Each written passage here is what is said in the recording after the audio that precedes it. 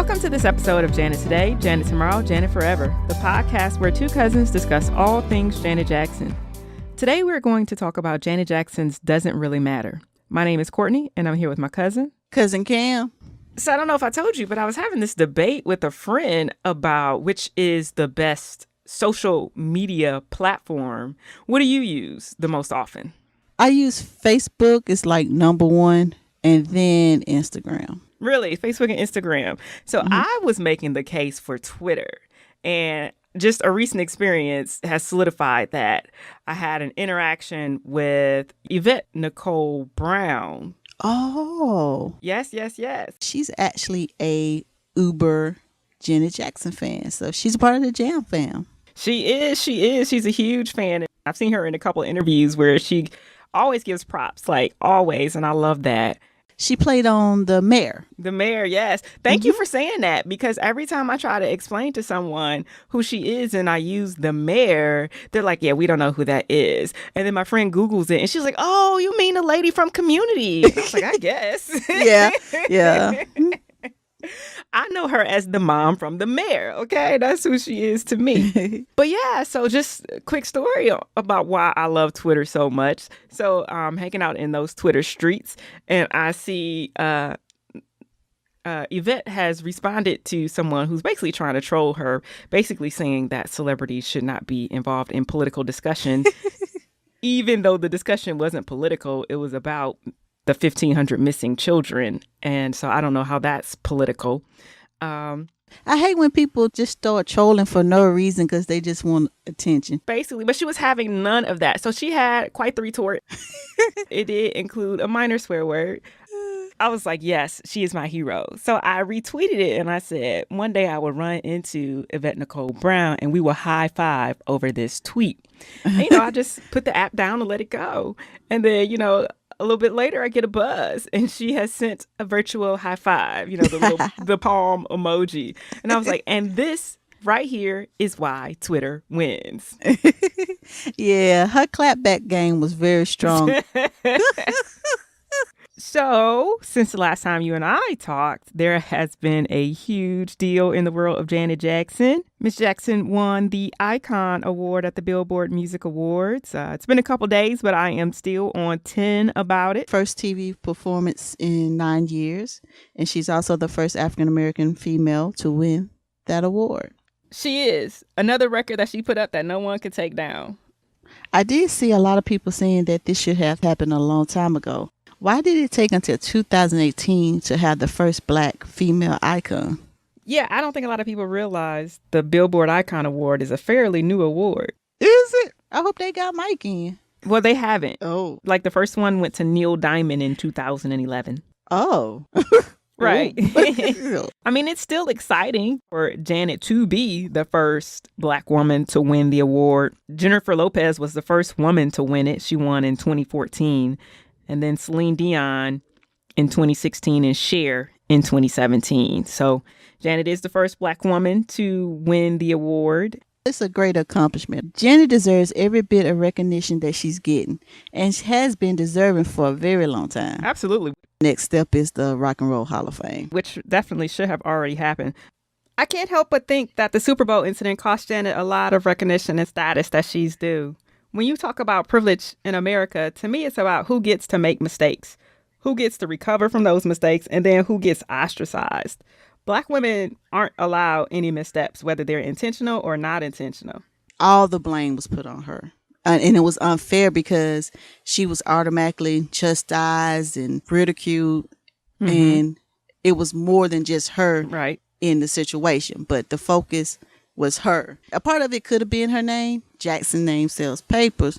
But it was like Janet suffered more than other parties that was involved. Yeah, I think she's even come out and said, she said it was to do with she was Black and she was a woman. Mm-hmm. And so criticism is usually hurled there first. Right. Not to mention she has never been shy about advocating for gay rights, for women's rights, against racial injustice. Honestly, it's amazing she's been able to create the career that she has and been true to what's important to her every step of the way. Right. Now let's talk a little bit about this Billboard performance. What did you think? I think she looked spectacular on stage. I still feel like Janet has it. It was a little short. Mm-hmm. And I wish she would have done more songs, but I love the fact that she had a diverse group of dancers.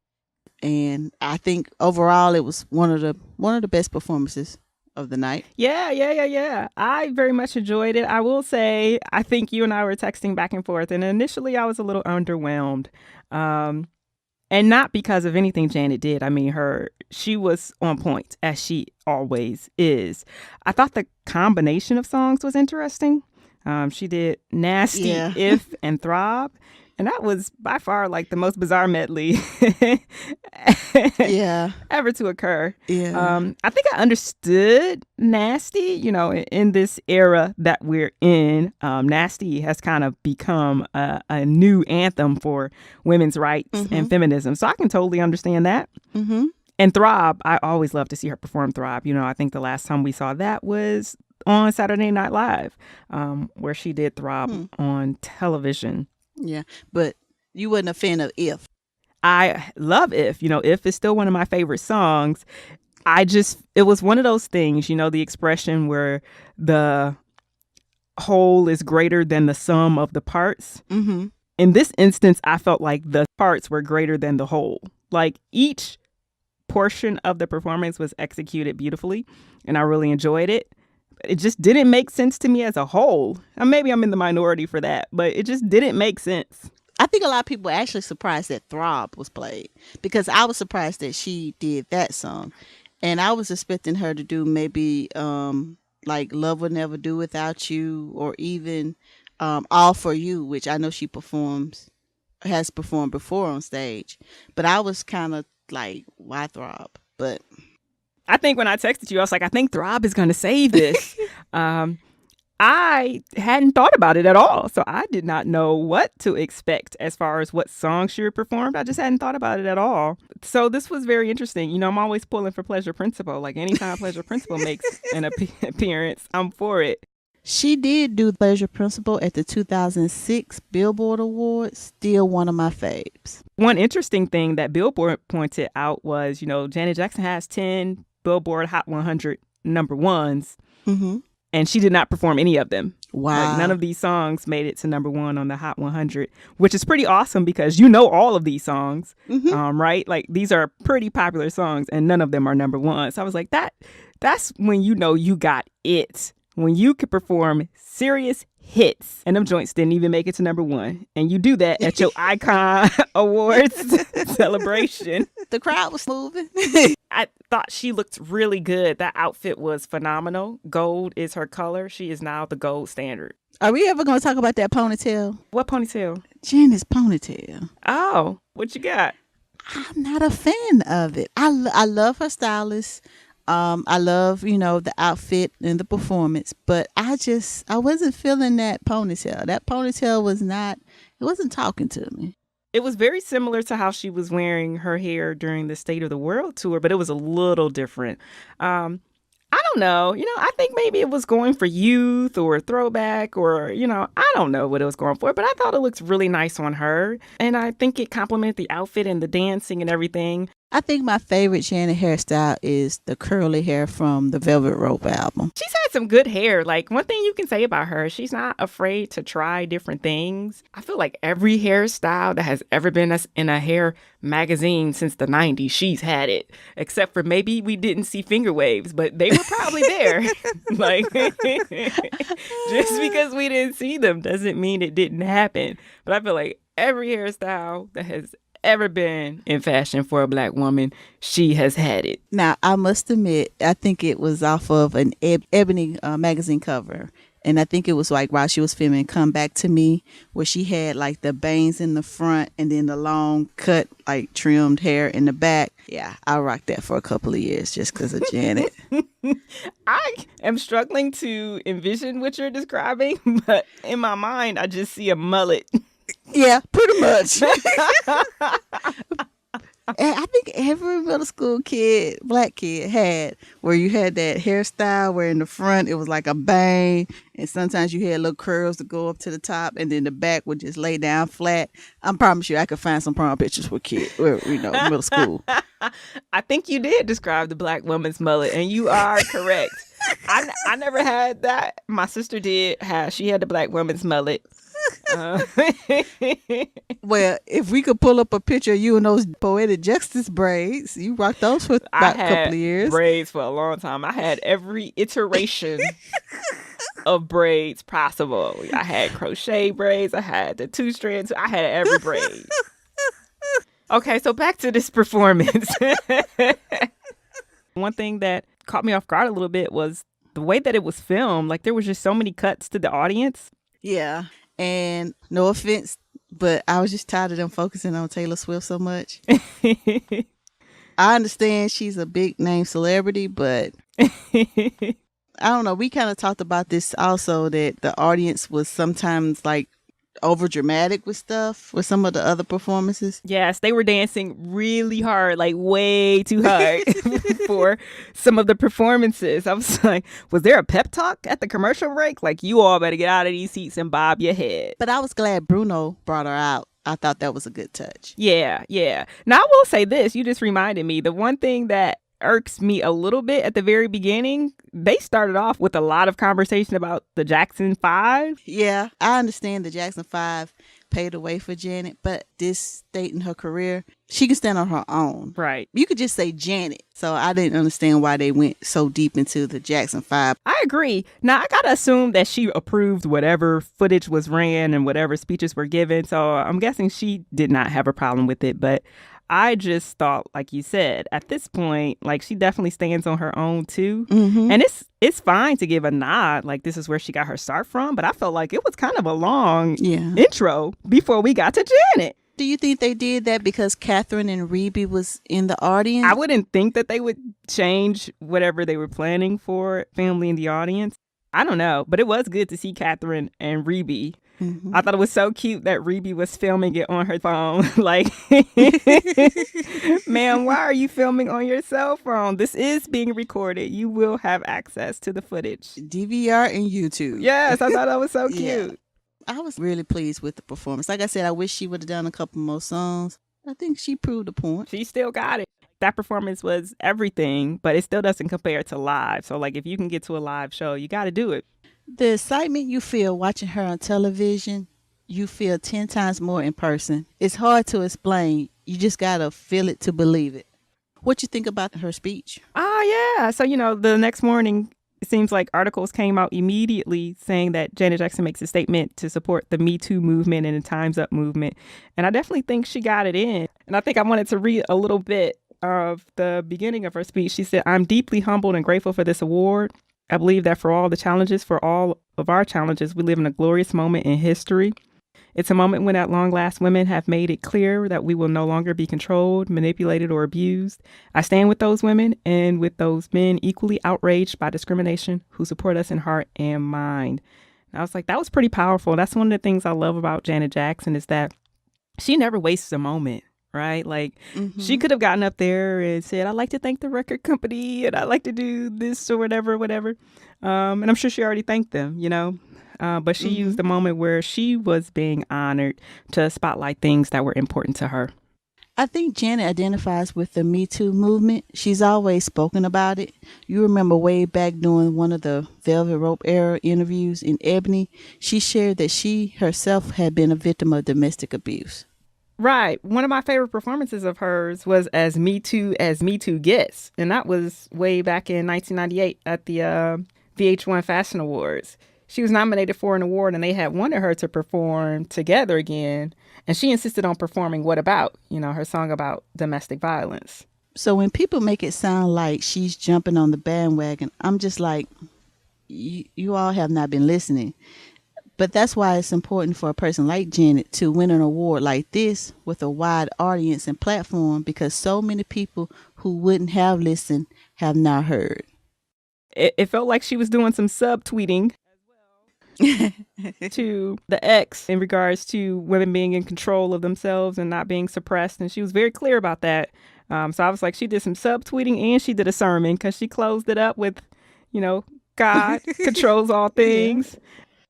And also with just the climate that we're facing here in the United States, when she was just talking about, God's love, I mean, that's what we really need a big dose of that right now, just because of so much stuff that's going on. And, you know, you look into your leader of a country and we're not seeing love. We're not seeing acceptance. We're not seeing humanity. You know, we're seeing the total opposite. And only, you know, a higher power can actually step in and bring back that love and that compassion that we need right now. Yes. One of my favorite moments from her speech was when she said, everything we lack, God has in abundance: compassion, sensitivity, patience, and boundless love. And then she also concluded with, you know, I want to thank God for giving me this precious energy that lets me live my life as an artist who every day seeks to expand my capacity to love.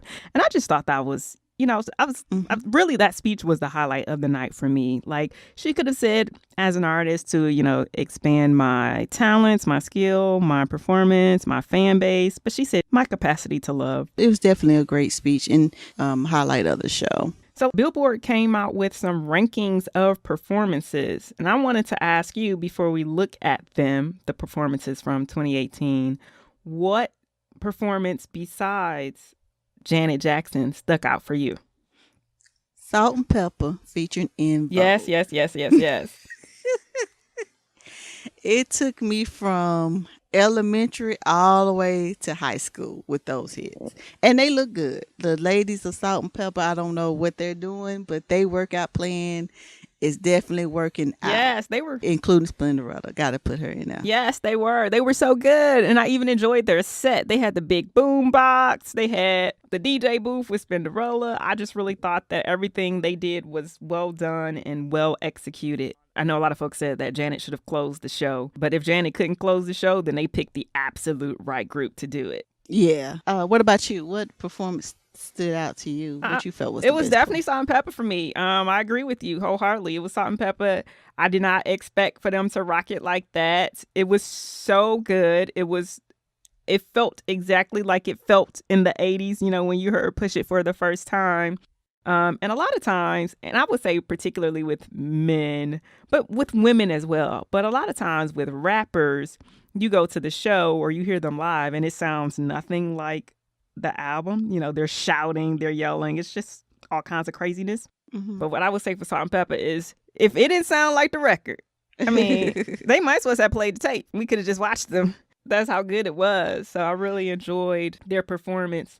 Oh, and another performance that I really enjoyed was Normani. Yeah, you reached out to me about that one. Yeah, so I have watched her a little bit online because I know she's from the group Fifth Harmony. I do not follow that group very closely.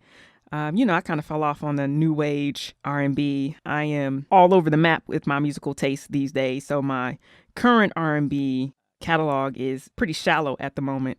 I had looked her up because I had heard some very good things about her. And to be quite honest, I was not impressed. But her live performance made me go back and say, where did I go wrong?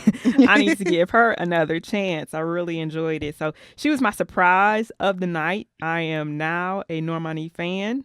And I do hope I'm saying it right, but I am now in the fan club because she won me over. I thought she did a really, really good job. I hope we see more from her. Yeah. My surprise was actually Kelly Clarkson. And it was just her opening speech where, you know, she was asked to give a moment of silence to another tragedy. And instead, she was like, it's time to have some change. So I like the fact that she stepped out there and used her platform to highlight gun violence in schools. And then for her melody, her mix. Listen. Kelly can go. You know what I'm saying? Kelly got vocals. Kelly was the highlight of my day. I don't watch very many award shows. So it's been a long time. Literally, the only reason I watched this one was because I was waiting for Janet Jackson. But Kelly Clarkson, her opening with the medley, she was getting it.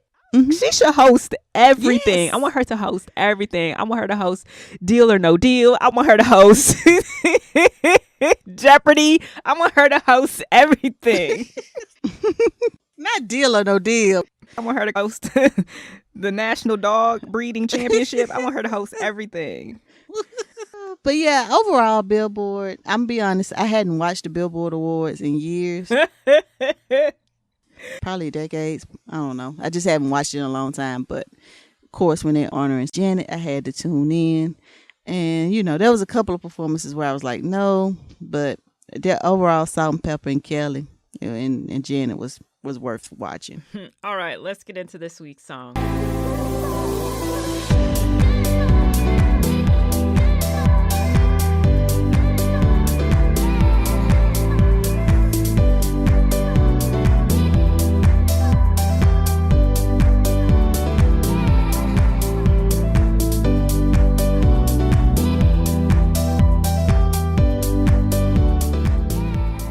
Today's song is Doesn't Really Matter, which was the lead song off the soundtrack, The Nutty Professor to The Klumps. Yes. So this song came out in May of 2000, and an unfinished version was leaked to the radio, which kind of encouraged them to make it available sooner than they had expected. The song was based off of some poems that Janet had written, and they just combined them together to use it for this movie. So you picked Doesn't Really Matter for us to talk about, and I was a little surprised. Why does this song speak to you?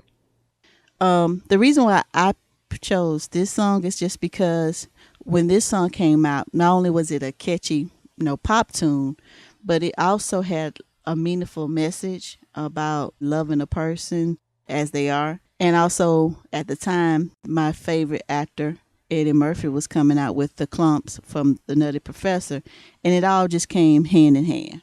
Is this one of your favorite Janet songs? It is not. Okay, let's talk about it. Why? I like this song. The song has grown on me over the years, but when I first heard it, I did not care for it. Oh. It was a little too sunshine and bubblegum for me.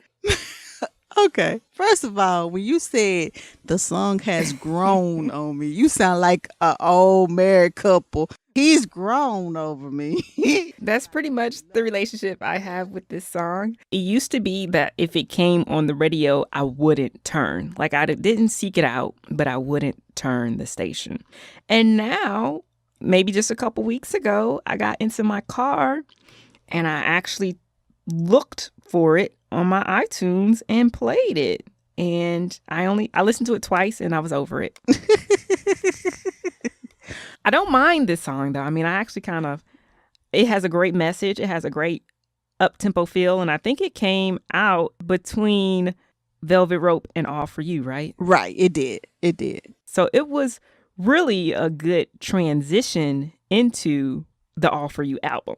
Critics were actually wanting to see what was the next step for Janet. So when this song came out and it had that classic pop feel and it was so bubbly and had so many personalities, and then of course with the movie coming along, it actually got pretty good reviews and feedback on it. It got great reviews. Honestly, when I was reading, I was stunned. I started to wonder what was wrong with me. But when I remember watching making the video on MTV, and I remember like, okay, this is catchy. And by the time they actually premiered the video and showed it in full length, I was like, yeah, this is the reason why I bought the soundtrack. Well, I did too. So I bought the soundtrack as well. And of course, I bought it for Janet. And I didn't even like the song at the time that I purchased the CD. But it was Janet Jackson. And so I needed to have it for my collection. One of the things I did, you mentioned it briefly, but it was based on some poems she had already written. Uh-huh. She asked if they would like a song for the soundtrack. And of course they were like, yeah, of course we do. And so she said, if she thought she had something that would fit, then she would offer it. But she wasn't going to necessarily just force something. But she had this, and she thought it was really appropriate for the character Denise. And it did work out. It made a lot of sense as far as the soundtrack. So it was really the perfect song. Yeah. And I have a confession to make, so get ready. I'm bracing myself. Brace yourself. I didn't realize I was saying the wrong words with the song, though. There was a part where it was like, because I'm in love with the inner being. Yeah. And I was saying human being. Okay. Well, I feel like that's fair. I was like, oh, that's what she's saying? I feel like your version works. Nutty. Your version works. Yeah. Another interesting thing about the song is there's actually 2 chords. There are. So Janet had already written a hook, essentially, which is the one we hear through most of the song. And then Jam wrote the one where she says, I'm nutty, nutty, nutty for you. So he wanted to have, the title of the song somehow associated with the title of the movie. But he also agreed that her chorus was better. So they decided to hook it on at the end because Janet liked both of them. Or that might be too strong. Yeah. She didn't really like both of them. In fact, Jam says that she did not care for this song until it went number 1. Oh, this is my favorite now. And I was like, I feel you, Jan. I feel you. Oh, man. I love this song. I like this song. I don't love it. It's not like in my top 10, but it's like if it comes on the radio, I'm happy with it. The whole 30 minutes watching the making the video where it was like futuristic Tokyo apartment and there was one scene where in the video is like she slid and they showed her falling down. I was like, Janet fell. Oh, you're talking about in the making when they were on that, I think it's called the gimbal. Yeah, when they was making the video. So let's talk a little bit about the video. So this was a very expensive video to make. It was $2.5 million. Yeah, Janet has been in a lot of expensive videos. Scream was very expensive. The Busta Rhymes video was expensive. I was surprised that it did cost this one $2.5 million, but it was definitely a very creative video. Yeah, it was directed by Joseph Kahn, who directed so many videos we can't even begin to get into it. A host of Destiny's Child videos. He done Blackstreet videos. He'd actually done Girlfriend Boyfriend, the Blackstreet duet with Janet Jackson. Yeah, and then he did Britney Spears too. There were a couple interesting points in the video. Although I will say my one gripe with the video is very much the same gripe that I had with the Billboard Music Awards. Like, this video has so many cuts, especially during the dance routine. It's like just cut after cut after cut. Yeah. Like they kick, and then it's a cut, and then they jump, and then it's a cut. And then it's like you don't really get a full appreciation for the dancing, which we later do get because of Janet's spectacular live performances. This has probably some of the best choreography of her career. But in the video, you don't get that. It's just constantly cutting to the club and cutting to the car and cutting to this and cutting to that during their dance routine. So that's my one gripe. Oh, I had one other gripe. Man, this is bad. I didn't want to just do all this complaining. Go ahead, let it out. Okay, so in the video, it starts with, the general concept is she's in a futuristic apartment in Tokyo. And I said there were some predictions that were made by this video. If you notice, everything in the apartment is labeled. Like the bureau says bureau. Yeah. Yeah, like everything's labeled. And I was like, so you predicted us to be dumber in the future. Well done. No. Oh, man. No, she wasn't wrong. Like spot on. I just remember the robotic dog. Yes. I can't remember. Did you have a robotic dog? I didn't need that. I could barely take care of a real dog. What I need that for? And I would hazard that a robot dog would be easier if you can't take care of a real dog. No. I did have a robotic dog, and I had one because of this video. It was exciting for like 2 days, and then like you got to pet it and stuff. And see, I'm not a nurturer, so that I just took the batteries out. I was like, you need too many things. No. Well, yeah. So I was heavily influenced by Janet Jackson. I wanted to have the futuristic dog. But the other thing in the video that was kind of weird was she wakes up in the little tiny room, and then she goes to the refrigerator and she pulls out a drink, and then she takes it into the bathroom. And that was a problem for me. Let's not eat and drink in the bathroom. I realized that there were hardly any walls in this apartment. So basically it's all the bathroom, but still, let's not do that. Now, I was surprised to hear you say that the choreography, this video is the first one without Tina Landon. Mm-hmm. And you feel like it was one of her better videos? Video, yes-ish, but definitely choreography. There's dancing from beginning to end. Mm-hmm. Like there is not a lot of walking and talking kind of time. I still think Tina Landon is one of my all-time favorite choreographers. And anything she does with Janet Jackson is just amazing. Like you'd be hard to find something disappointing. But I felt like this video was just as good. And it was the first one without Tina's choreography. I was just surprised by that. I just think Tina is the greatest. So I was like, where Tina? I'm still looking for Tina. Maybe like a few months ago, there was that picture in London and there was Tina Gill. I remember seeing that picture and it just gave me hope. I was like, what if Tina is choreographing the next leg of the Janet tour? I would pay to see that 9 times. 9? Oh my God. That's extreme. Okay, I'm just being ridiculous. 5. Yeah. And speaking of performances, I didn't care for the 2000 MTV Music Award performance because she was in all black and it just felt kind of gloomy. I thought that was a very interesting performance. So the choreography in that performance, you can't top it. Like, it is phenomenal. The black was an interesting choice. Like, here you are with perhaps like the most bubbly song you've done in 15 years and you come out dressed like Morticia. Especially because the video was so colorful. It's pink, green. It was all bright colors. I'm sure there was a message there. I'm not sure what it was, but I feel like if we talked to her, there was a message in why she chose all black. But it was a really weird look compared to the song. But when you read online and comments that people leave, like on the YouTube video, that is a lot of people's favorite Janet Jackson TV performance. Really?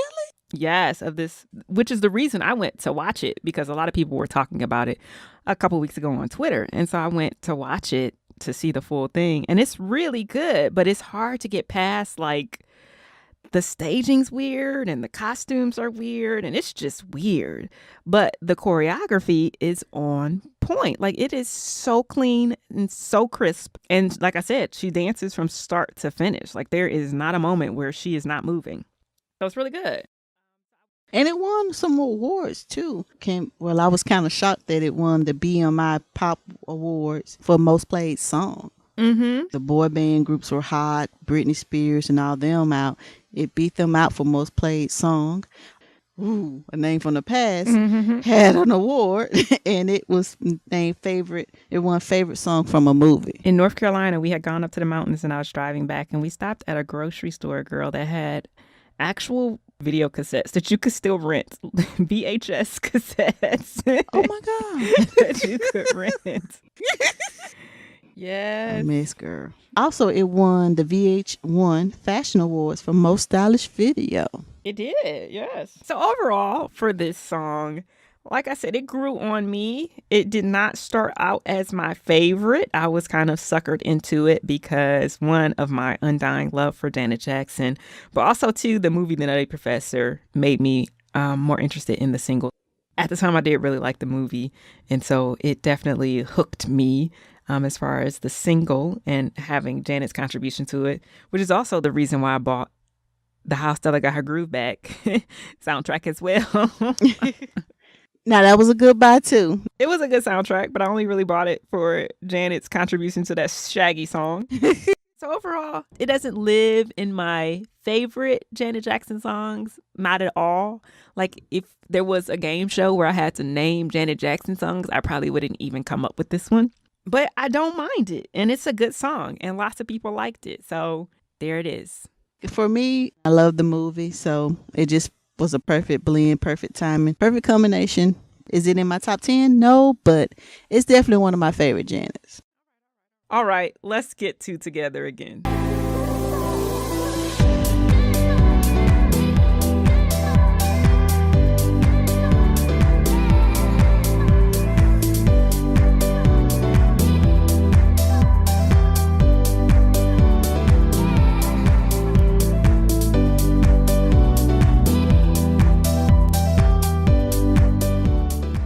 This is a segment we call Together Again. Together Again is when we share something from our past that we would like to be reunited with again. All right. What you got, Kam? I'm ready for them to bring the starter jackets back. Ah, man, the starter jacket.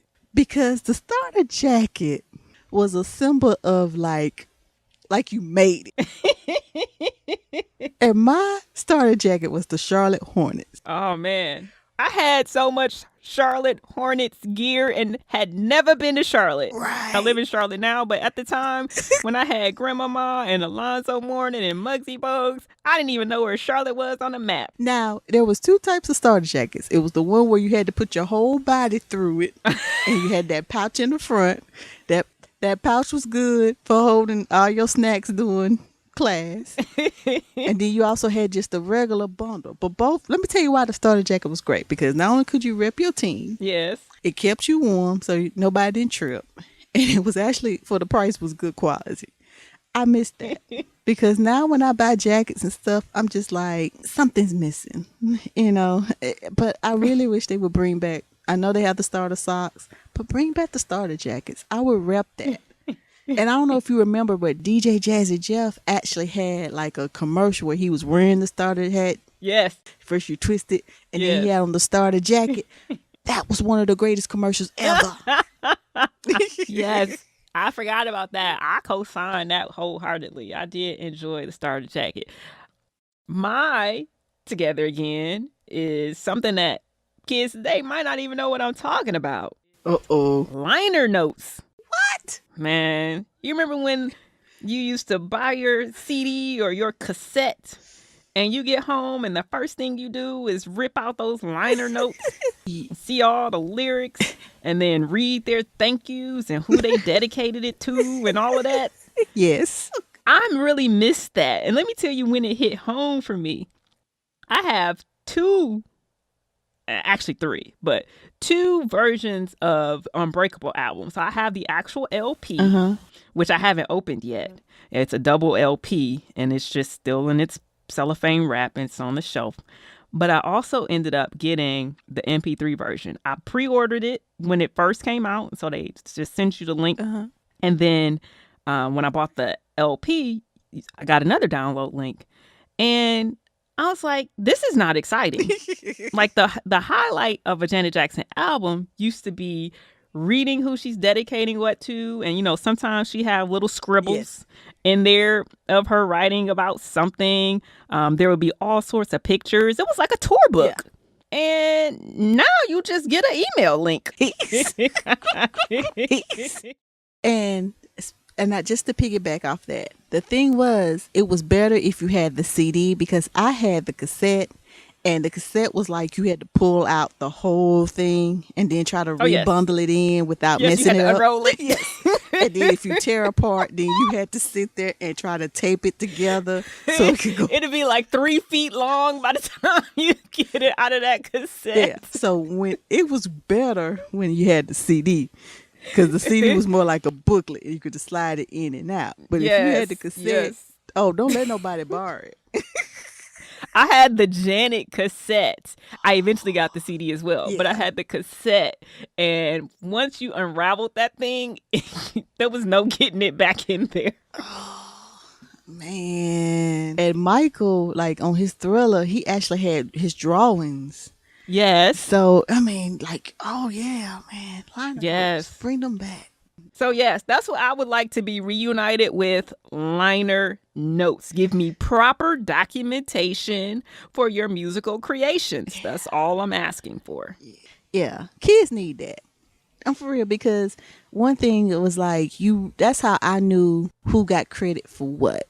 Yes. Who wrote this? Who arranged it? Who played the trombone? Yeah. And you'll be surprised who wrote some of your favorite jams. Like, that's how I knew, and I'm not going to say, but a favorite famous rapper had a ghostwriter. Because when you read the notes, you're like, oh. Right. You're like, it's a lot of names on here for this song. I only hear one voice. Yeah. Yeah. Like, mister, this not your rappers on here. This ain't your stuff. You got me on that one.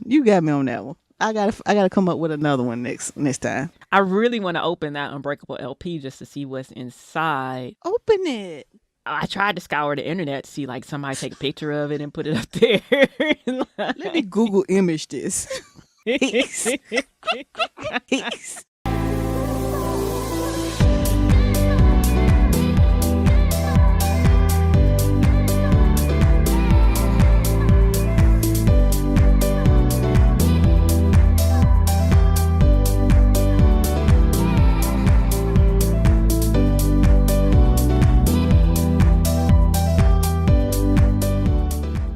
Before we go, let's do a little fun thing here. I've got some questions that we can ask one another in regards to Janet Jackson. Now, obviously, we do not know the answers to these questions, so this will just be our best guesses, and let's have some fun with it. All right. All right, Kam. So first question is for you. Has Janet ever sent a nude selfie? Yes. Just jump right in there, huh? Yeah, because you know, I know Janet's a private person. Now that I do know. But if you're dating someone and you're on the road and you want to remind them that you're thinking of them, yeah, send a little something, just to say, don't give it away. I don't know about sending it. Wink, wink. But all right, send a little something. I'm gonna take your answer as the gospel and move on. I kind of want to ask you, have you done it? Have I done it? Who hasn't? Oh, my cousin. Yeah. Oh, God. Like, you will never be able to identify me. My face is not in it. Oh, you're smart with it. That's what I'm talking about. Be smart with it. Don't show your face. All right. This question is for you. Does Janet usually follow her heart or her head? Oh, that's a good one. I would say, oh man, I'm going to stick with heart. I'm going to say heart. So at first I was going to say head because I feel like she always makes the right business decision. Mm-hmm. And then I had to rethink that because I feel like there were some sketchy decisions during the Jermaine Dupri. 220YO. I'm not gonna.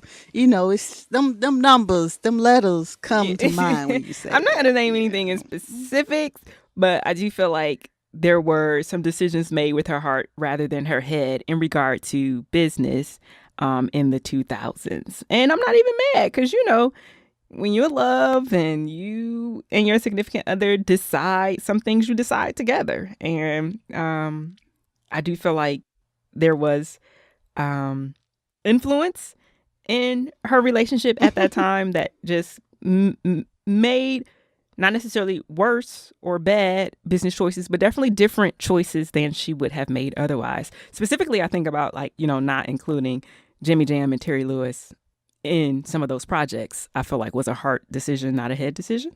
Yeah. And that's her choice, right? And you don't have to do the same thing. Just because we expect the same thing over and over and over, I'm like, if you just want the same thing over and over, listen to the album you already got, So it was totally her choice to do that. But I did feel like some hard decisions were made. I kind of agree. All right. Another for you. Mm-hmm. Do you think Janet holds grudges or forgives easily? I think she forgives easily, but I'm excited. What's on the other side of the butt? She doesn't forget.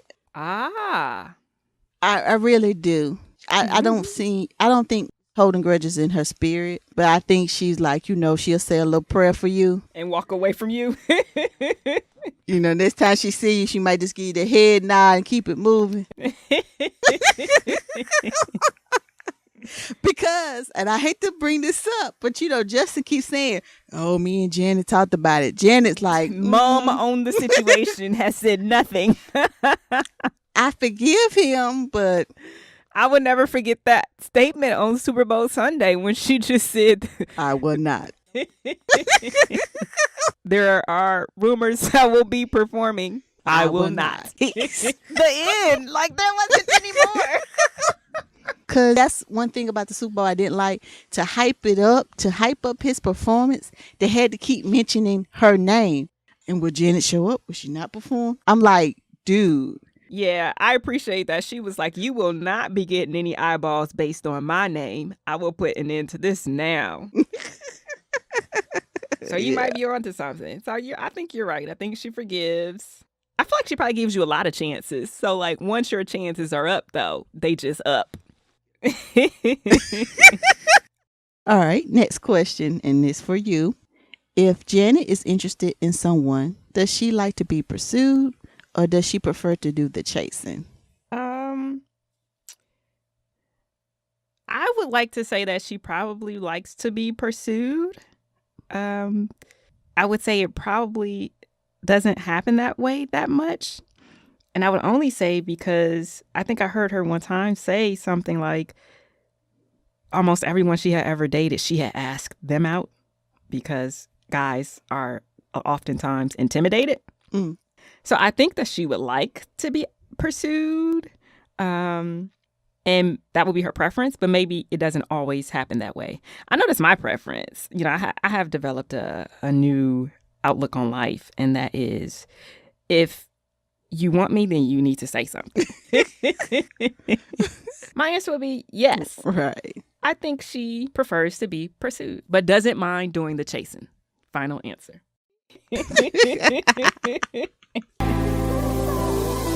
So that's it for us this week.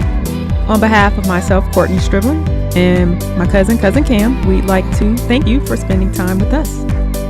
If you'd like to reach us, you can do so on Twitter and Instagram at JJTodayPod. That's at JJTodayPod. Our intro and outro music, Good For You by THBD, is licensed under the Creative Commons Attribution 3.0 license.